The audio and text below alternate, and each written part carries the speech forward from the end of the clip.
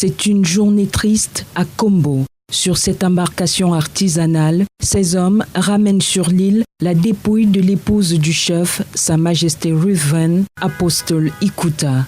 Comme la centaine d'âmes établies à Kombo, la défunte reine-mère y a toujours vécu. L'histoire de l'île de Kombo est étroitement liée à la mer. Elle a été découverte voilà près d'un siècle par un pêcheur nigérian, père de l'actuel chef de Kombo. C'est un Nigérien qui sort du Nigeria pour le Cameroun. Il venait pour la pêche et il est venu ici là. Comme il a vu que la terre était bonne. Maintenant le campement s'est gâté à cause de l'eau. Avant là, c'était justement à côté de l'eau.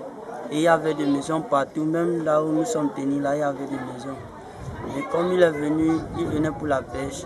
Et il est venu, ça était seulement une maison. Et après, les gens ont commencé à venir. Comme il était un pasteur aussi. Et ils sont venus pour l'église.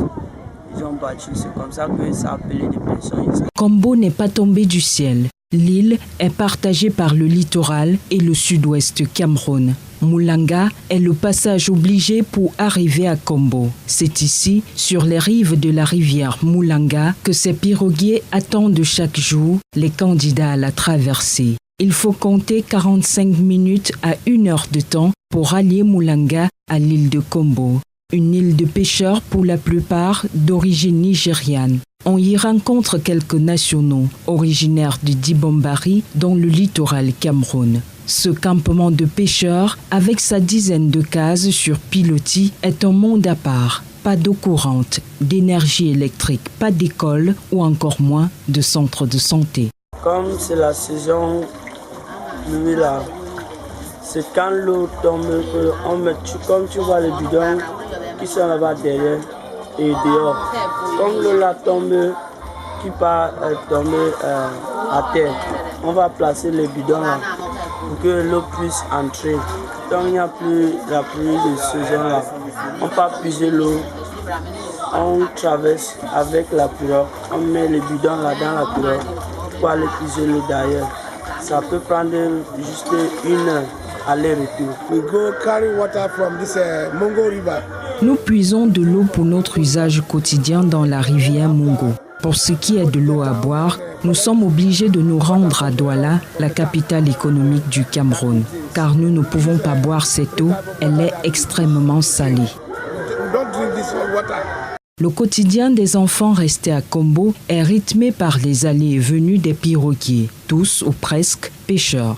En lieu et place des salles de classe, ils ont la mer à eux. Très tôt, ils sont initiés aux rudiments de la pêche et de la natation. Les épouses restées sur l'île ont pour activité principale la transformation des fruits de la pêche. Du poisson qu'elles fument à longueur de journée pour revendre quelques jours plus tard sur les espaces marchands de la cité économique. Transaction indispensable, surtout que c'est la seule source de revenus de l'île.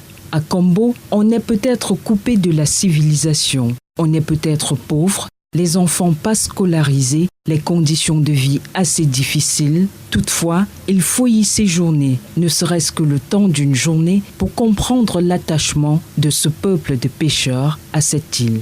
À moins que vous ne souffriez du mal de mer, vous aurez le bonheur d'observer ces sableurs en pleine activité. La mer à perte de vue qui s'offre de temps à autre un corps à corps avec la terre, des mangroves quasi vierges, pas encore dénaturées par l'activité de l'homme. Sur ces embarcations bien qu'artisanales et presque toujours sans gilet de sauvetage, on arrive à oublier la peur du départ. Le campement de pêcheurs de Kombo nous invite sans regret à tourner le dos à la civilisation, ne plus penser, seulement garder les yeux bien ouverts et simplement savourer.